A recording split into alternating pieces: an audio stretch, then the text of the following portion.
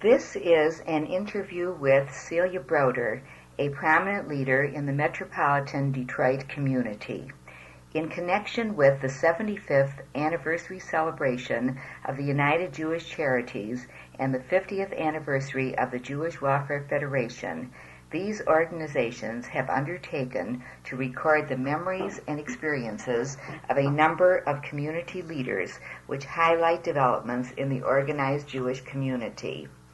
These interviews with Mrs. Broder are being taped in her home during the month of June of 1975. The interviewer is Mary Baroff. Mrs. Broder, before we begin talking about your activities in the Jewish community, could we talk a little bit about yourself? When and where were you born? I was born in Detroit on Montcalm Street in 1898 on June 20th, to be specific. And you ask when I became interested in the Jewish community. When I was very young, it was through my father's household. My father was vice president of both the Old Folks Home and the Talmud Torah from the time of its organization in 1898 until the time of its death in 1919. I became very much interested in medical matters in the city through my doctor brothers, and became a volunteer at North End Clinic in my early years.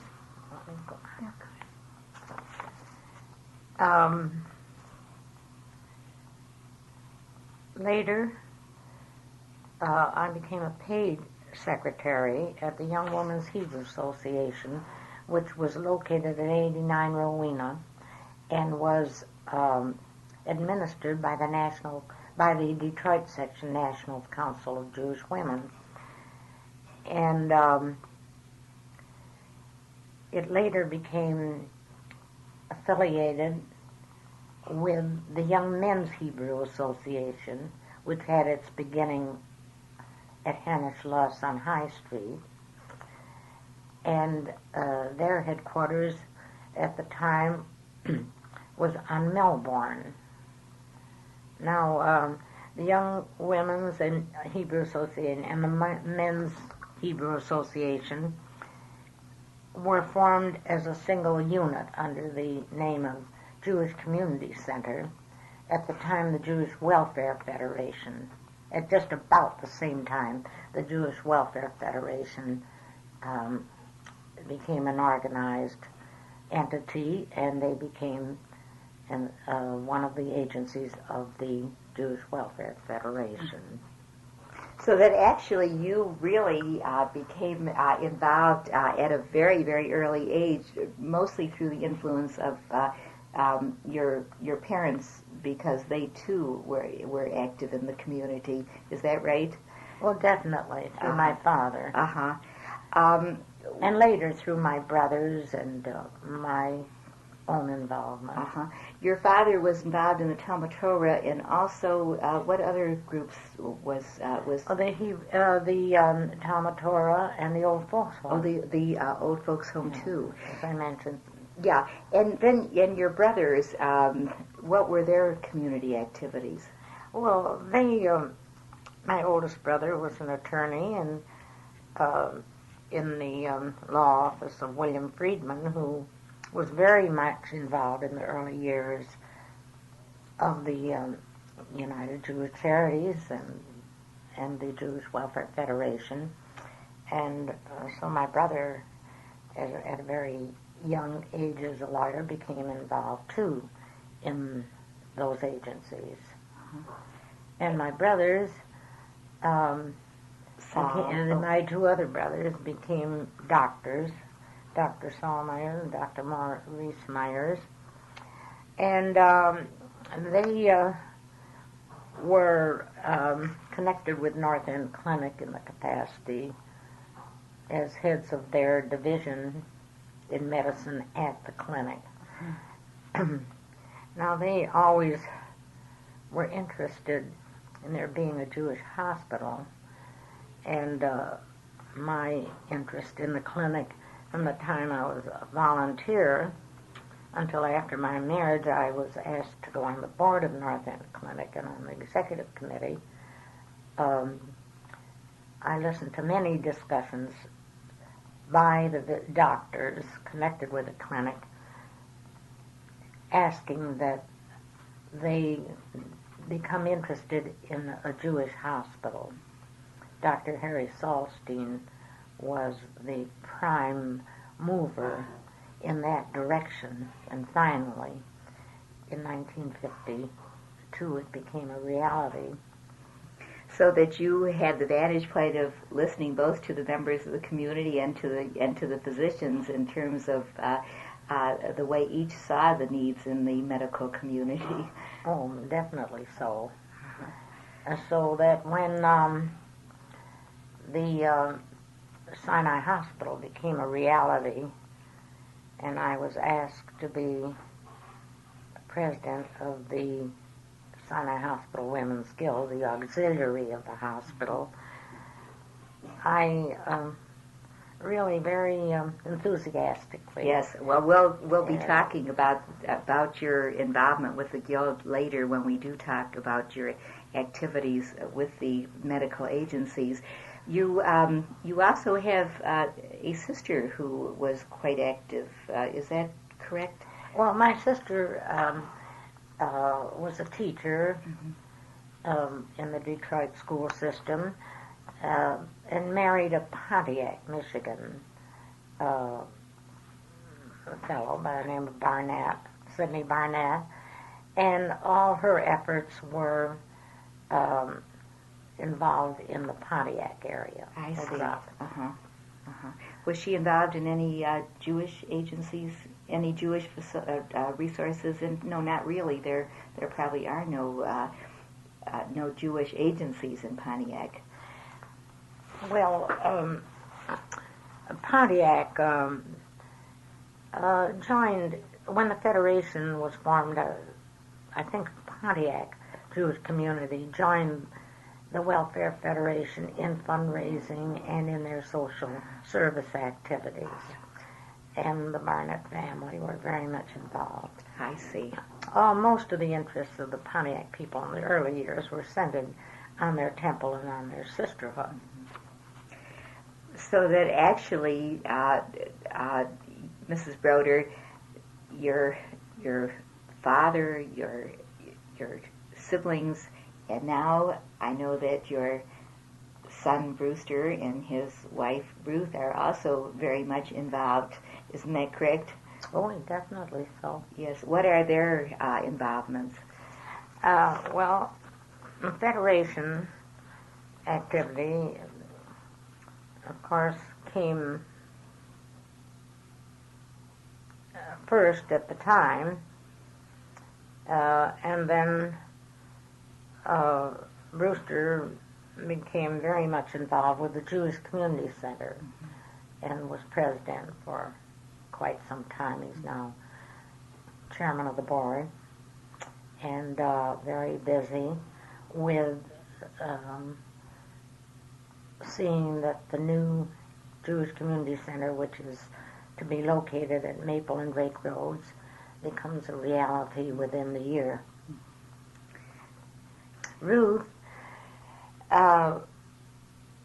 from her own family background, the Ivor and Vera Kahn and her aunt Bernice Hopp and her cousin Mrs. Helen Rice certainly were a great influence in Ruth's life to become interested in the women's division of the Jewish Welfare Federation. And so at the present time, she is vice president of the women's division and fundraising chairman for the Allied campaign both this year and next. Well, yours certainly has been an active family. I'd like to backtrack just a little to talk about the earlier period in terms of what the Jewish community was like when you first became involved. Where were the Jewish neighborhoods? Well, it seems that that about every 10, 12 years the Jewish neighborhoods moved. In my own lifetime, from Henry, from the time of my birth in Macomb, then the move was to the Brush Antwine area, and then up to Henry in the northern part of the city. From then on, things moved northwest because before my marriage, we lived on Ferry and on Brush and Kirby. And from then on, about every 10, 12 years, the trend of the Jewish population moved northwest. And at the time the Federation was formed, the particular agencies that combined to make up the Federation in 1926, one of the outstanding ones was the Jewish Community Center, which was formed from previously two organizations, the Young Men's Hebrew Association and the Young Women's Hebrew Association. It became the Jewish Community Center with building at the corner of Holbrook and Woodward, and continued there to move with a Dexter branch and then on to a beautiful building at Curtis and Myers, and of course now the building of a wonderful institution at Maple and Drake.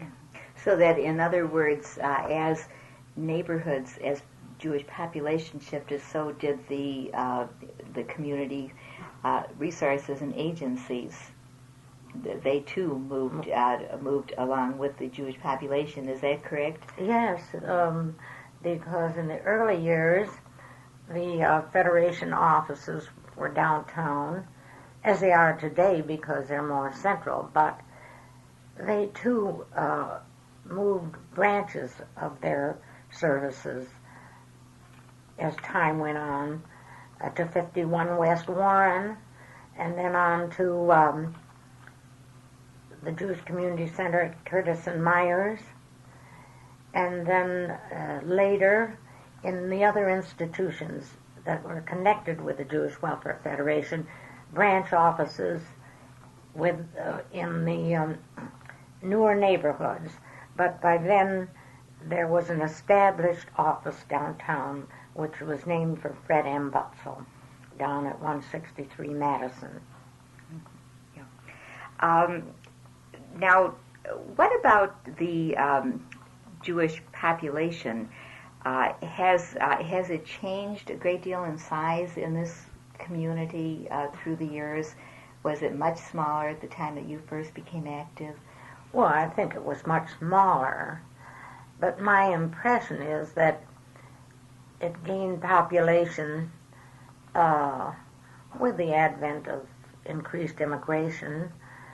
But then I think the last 15, 20 years it's practically at a standstill. Yes.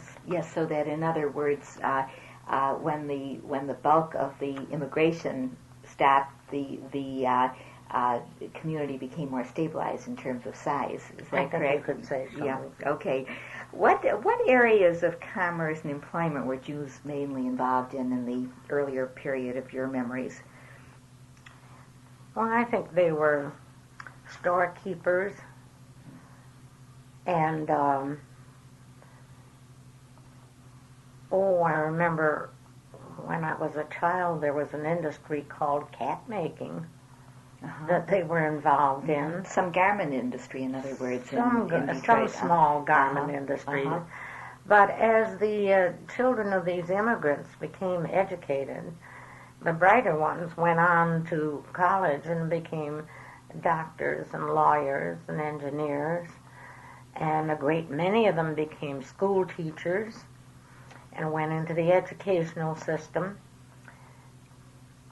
As far as the businesses were concerned, they were small businesses and mostly in commercial ventures like shoe stores and drug stores, furniture stores. Dry goods stores, probably. And dry goods stores, wholesale dry goods, and so on. I'd like to discuss with you a little what the social services in this community were like before and after the organization of the Jewish Welfare Federation. What was the Jewish Community Organization like prior to Federation's organization? The thing that I remember most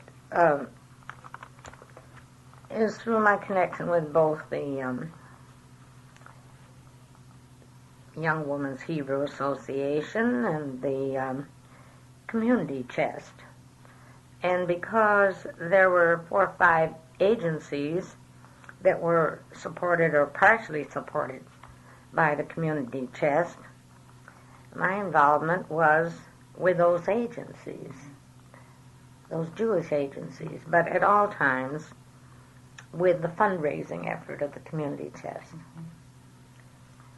And these were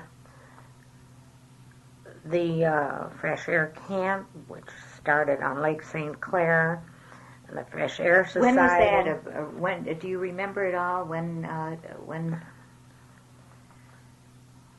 I would say around 1918, at the time of the First World War, on Lake St. Clair. This was, and as the North End Clinic later, which was on Holbrook and Woodward, and the Young Women's Hebrew Association, Young Men's Hebrew Association, which became the Jewish Community Center. These were agencies that I was active in, on the boards of. I really was a paid secretary before my marriage at the Young Women's Hebrew Association, which was administered by the Council of Jewish Women, and later became a Federation agency.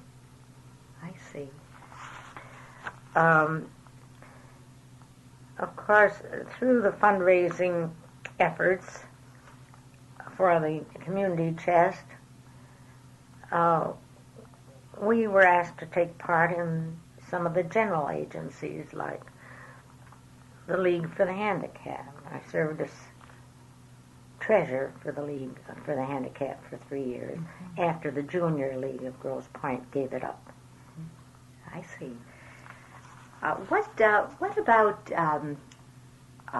fundraising prior to the organization of Federation? Was there a lot of, in spite of the existence of the United Jewish Charities, was there a lot of individual campaigning for various organizations that were not under the wing, particularly of the United Jewish Charities? Was that one of the... Well, it's my impression that in the early years that I remember, that agencies such as the Old Folks Home and the Talmud Torah and the Hebrew Free Loan were the self-help agencies who each were organized separately, and they were self-help organizations, and the people in really almost in their own neighborhoods formed fundraising little groups with an official treasurer and secretary and president. And I remember my father's desk being all cluttered up with a detail of these agencies and their meetings and hearing talk about they're going to the meetings to get money and see that these agencies survived and did the proper help in their particular area. Uh-huh. But these were all sort of separate campaigns and so on for some of these agencies. Of course, they didn't call them campaigns yeah. in those days. That's right. And they were fundraising. That's right. Those are some of the differences. Let me ask you this: how and why, in your memory, was Federation formed? There were so many different agencies collecting money, and there was a great deal of duplication. For instance, in the Jewish defense agencies, there was the B'nai B'rith, the Anti-Defamation League of B'nai B'rith. There was the Jewish War Veterans. There was the American Jewish Committee. There were a number of Jewish defense agencies which seemed to overlap in fundraising. And of course, what was wonderful about it in the Detroit Jewish community, which we think, by the way, is one of the best in the country, they formed together for fundraising under the flag of the Jewish Community Council, and so that there shouldn't be a duplicate of fundraising, but they tried very hard to see there shouldn't be a duplicate of effort in all these defense organizations. So that that was one of the things. Then the formation of the Young Men's Hebrew and Young Women's, and the forming of the Jewish Community Center under the national body called the Jewish Welfare Board was certainly one of the great reforms or projects. In other words, one of the things that one of the reasons that you feel that the Federation was formed was in order to be able to join with some of the national organizations that were in relationship to services. Was that one of the? No, I personally don't think that was a reason. I think that they felt for the good of the Jewish community in Detroit that they felt there shouldn't be a duplication of effort in some of these social service organizations, and that they could better administer help to the Jewish community or a good program for the Jewish community if they were formed under one aegis. Mm-hmm. Mm-hmm. Yes. How am I doing? Mrs. Broder, what has been your personal role with the Jewish Welfare Federation? Well, because I was involved with several agencies before the Federation was formed, and at the time the Federation was formed, namely Fresh Air Society Board, North End Clinic Board, and having served at least 2 terms as a Federation board member in the 1930s and 40s, early 40s, I was greatly involved in the Jewish Welfare Federation. What were some of the problems in the community at the time that you served on the board of the Federation?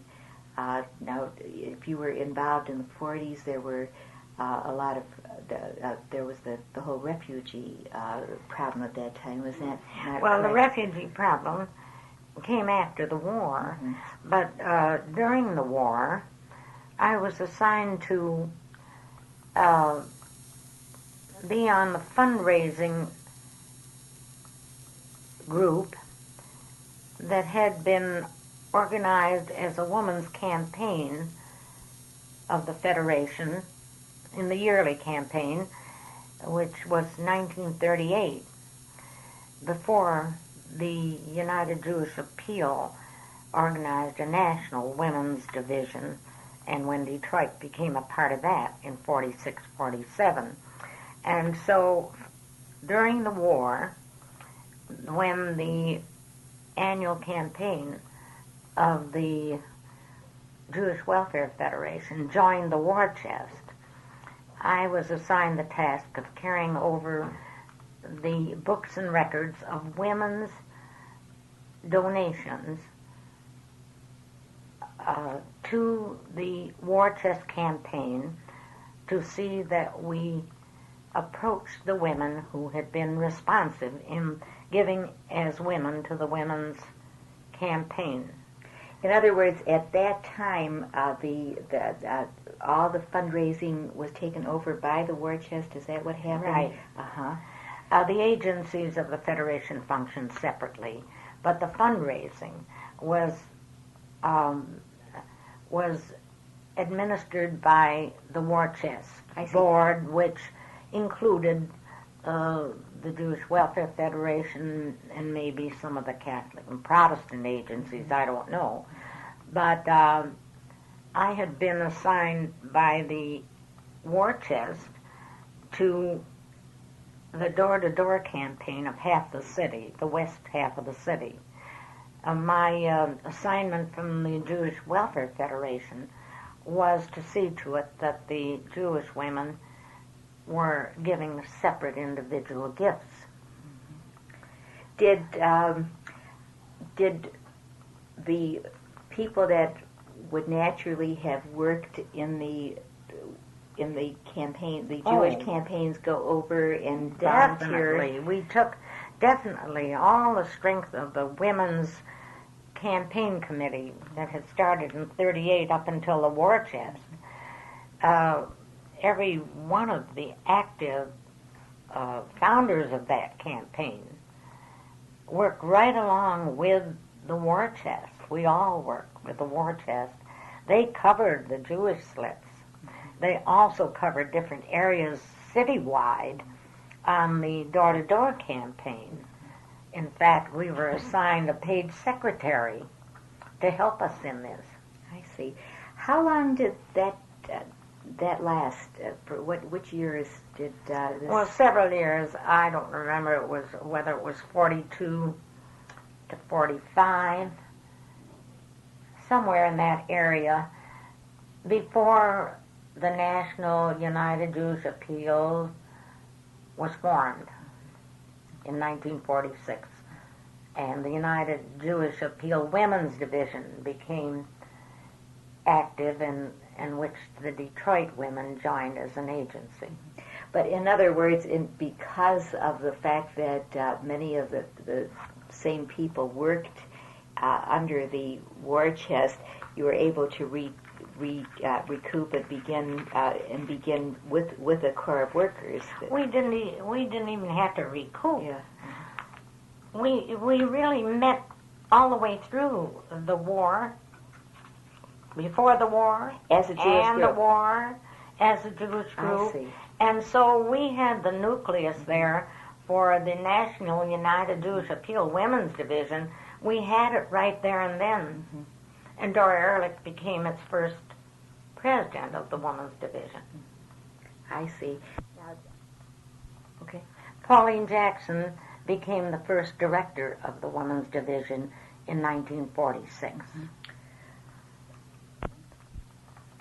And two of us went on the national board of the United Jewish Appeal Women's Division, Mrs. Henry Weineman and myself. I see. Let me ask you this: while you are talking about some of the women who took on leadership, who were some of the other leaders of Federation who gave direction in the early periods? The ones that come to mind are Julian Krolig, Henry Weineman, Fred Butzel at the beginning, And then others were Harry Keidan, Judge Keidan, Abe Sreary, Harry Meyers, and many other very top leaders in the community. In other words, this is the group these are among those that you feel really made their imprint in relationship to the direction that Federation took. Is that correct? Among those I remember. Right. I may have forgotten some very important ones, but at the moment I just can't think of it.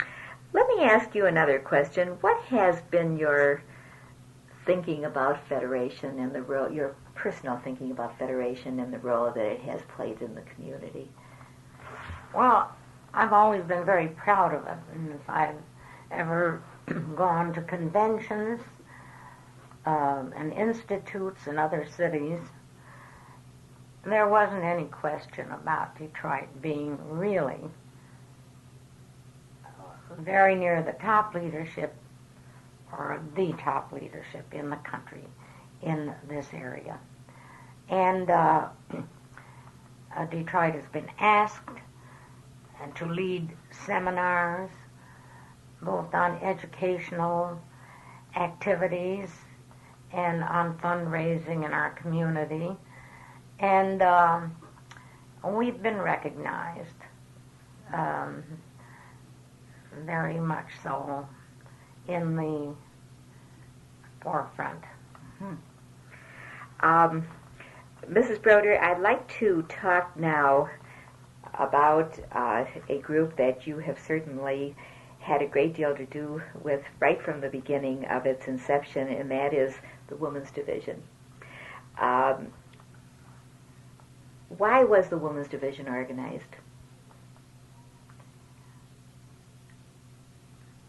Well, in the first place, there was a great amount of leadership in the Women's Division amongst women in the Jewish community. And through the years, before there was a Women's Division, women served not only on the Federation Board, but on boards of the agencies which became the Federation. And this type of enthusiasm and leadership finally became recognized in that we were asked in 1938 to be a separate fundraising group where women gave individually in addition to their husbands. And our theme then was, during the Hitler era, that as we approached women, we said, what do you feel as a woman about what they're doing with Jews and to Jews? Don't you feel something yourself? Don't you want to be represented in an individual gift to this great life-saving event in the history of the Jewish people? And the response definitely was yes. And so we enthusiastically joined the National Women's Division of the United Jewish Appeal in 1946 when it was formed. I see. Were you involved right from the beginning, were you not? Yes. What was your job? I was co-chairman of the Women's Division Annual Drive of the United Jewish Appeal, and I was vice president in charge of fundraising. And from then on, in the organization with Pauline Jackson as the executive director, and with Esther Pression, who was director of both men and women's pre-campaign solicitation. I was greatly involved for years. How big was the group in the beginning? You mean the original board? Yeah, the original group of women who were members of the Women's Division. Well, every contributor was a member of the women's division.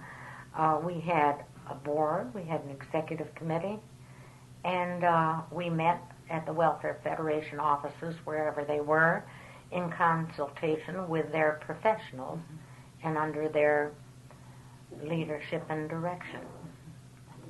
So that, in other words, your first campaign in 1946 as a women's division? We were formed in 46, but actually the first campaign was in early 47, because that's the campaign time. At the time was a spring campaign, and so while we joined in the fall of 46, the spring of 47 was the first campaign date for the National Women's Division of the United Jewish Appeal. Do you have any memory of what number of contributors there were and how much was raised? Do you remember? I would have to look that up. Yeah, I really don't remember. I was just curious. I just know how we ended up, and I'm very enthusiastic. We have reached, or will soon reach, when every slip is covered, $2 million. It was our aim to always raise 10% of what the men's campaign. And we not only have done that, but we really have gone over it. In other words, right from the beginning, this was the goal, stated goal. And the accomplishment. And it has, in other words, it has been successful. It's been almost every year. recognized Yes. as such. Mrs. Broder, do you feel that the Women's Division has become a stronger force in the community as time has gone on? Yes, I do. I think that their educational programs have helped the community, the women in the community, understand what the Federation is all about. And certainly it has gained strength from their great educational programs like communities and communities. What is that? Well, at one time they met in the homes of people that they wanted to interest or who already were interested, to invite their neighbors or people in the neighborhood to listen to a speaker talk about the aims of the Federation and the agencies of the Federation. And this has strengthened the Women's Division and gained leadership from these groups, both in the agencies and in the fundraising arm. In other words, though, as the Women's Division has focused on education, that you feel that leadership has been developed for other agencies as well as for the fundraising needs of the community among women.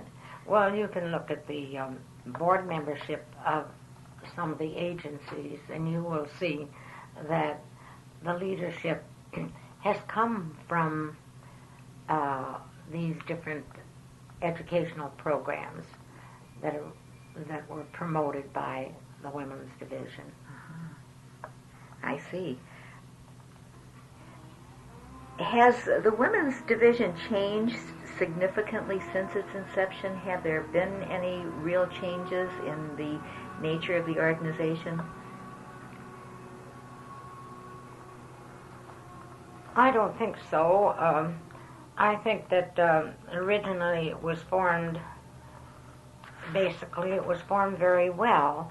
The leadership of the Federation from the beginning was formed by women in the community who showed an interest in the different social services, who had been leaders in their pet organizations, and they came to the Federation not as representatives of their organizations, but as individual women who had shown leadership quality.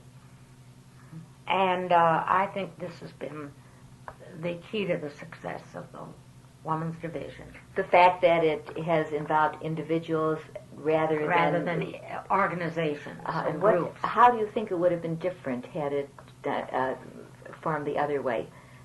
Oh, I feel that this method was much more effective because each organization did not vie to promote their particular pet or peeve or what have you. They came as individuals to listen and to become integrated into a whole community attitude. So that, and this has been and this has been the pattern ever since. I see. Do you feel that women's role in Jewish community agencies or Jewish community organizations has changed through the years? I think the women have always been respected and appointed as board members on the agencies, and have shown that they deserve this recognition. In other words, this began in the Detroit community at a very early stage of the community's development. Yes. Uh-huh. Mm-hmm. So there has not been this much change in terms of women's role. I don't think so. I see. Mrs. Broder, let's go on now to talk a little about your association with the North End Clinic. During what periods were you involved with this organization? I was an early volunteer at North End Clinic and was asked to go on its board after my marriage. I became very much interested through my board membership on the prospect of having a Jewish hospital in Detroit, and sat through many meetings and executive committee meetings of the clinic on the prospect of a Jewish hospital. So when the Sinai Hospital was formed, I was asked to become the first president of the Women's Guild, which is the auxiliary of the hospital. When was this? This was in 1952, and we started in the same way as the Federation Women's Division was formed, in asking the leadership of the different organizations and synagogues and social service organizations, asking their leadership to become a part of the organizing group and the board of the Sinai Hospital Women's Guild. As individuals again. And it also proved to be a very successful venture, starting out even after the first year with 400 volunteers and a membership of almost 5,000, and to this day has kept up its role in the same capacity and with really great recognition in the succeeding years by the Board of Governors of Sinai Hospital. I was asked to go on its board and became honorary trustee in later years. North End Clinic was asked to become the outpatient department of the hospital soon after the hospital was opened. And the volunteer group of the Guild also serves in that department, as well as over 20 other departments of the hospital to this day. Have there been different and growing uses of volunteers within the hospital as time has gone on?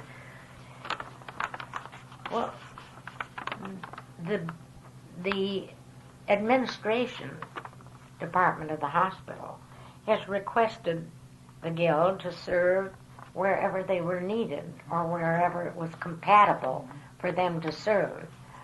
When a department sees to need the help of volunteers, that division would be dropped. whenever there was a need in newer departments, it was picked up again. Like even in the admission department to this day, we have volunteers in the admission department of the hospital. When the a new building, the Max and Rose Zivian department of extended care. We were talking about whether there were changes in the role of volunteers over the years in the hospital. Could we go on with that? Well, there were several aspects to the formation of the Guild. One of the departments that was assigned to the Women's Division was the gift shop, which now has been greatly enlarged. And the funds that were the profit from the gift shop sales were assigned to the research department. And each year they've grown tremendously. It's a very successful and attractive venture and serves the needs of the patients and the visitors. And they are part of the 3 offices that have new offices that have just been opened on the ground floor of the Sinai Hospital on the outer drive side. That is the gift shop, the new visitor snack bar, and the Guild office, where the volunteers registered and are assigned to these different divisions. This is all newly built within the last several months and now is open to the public. Any funds there's no fundraising as such by the Guild, but any funds that are collected in the administration of the Guild volunteers is assigned to different projects that the regular budget of the hospital does not cover. Has the Guild had a training program for volunteers? Oh, there's always an ongoing orientation program, which includes the supervisors of the departments in which they serve. And sometimes they are a group, a thing at certain times of the year, and sometimes as new volunteers join a certain department, they are individually oriented by a person adequate to the situation. Are you still involved in any way in this, in the Guild? Well, all the past presidents of the Guild are a part of the executive committee of the Guild board. And so they really retain their interest long after they have left the office of president and attend all the meetings of the organization. It must give you a lot of satisfaction to see such a well-functioning program going. Oh, I'm very enthusiastic about it. Right. Could we talk now about your association with the Community Chest, which is now the United Foundation. Yeah, which is now the United Foundation, since your association with this organization in the general community has been one also of long standing. Well, having been one of the founding board members of the United Community Services Women's Division and the United Foundation founding Women's Board, I've been interested in several of the agencies of the United Foundation. First from the beginning, as I told you, as being a volunteer in the Fresh Air Camp, which became a United Foundation agency. And you're talking about the Jewish Fresh Air Camp? Yes. Yes. And treasurer of the Detroit League for the Handicapped, which is the United Foundation division. And also the North End Clinic, which is the United Foundation agency.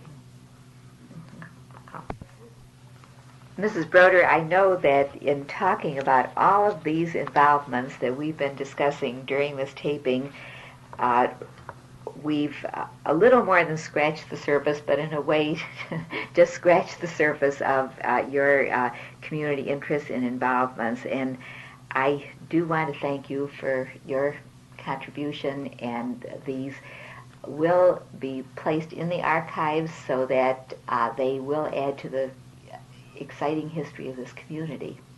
And I thank you. And I thank you for coming.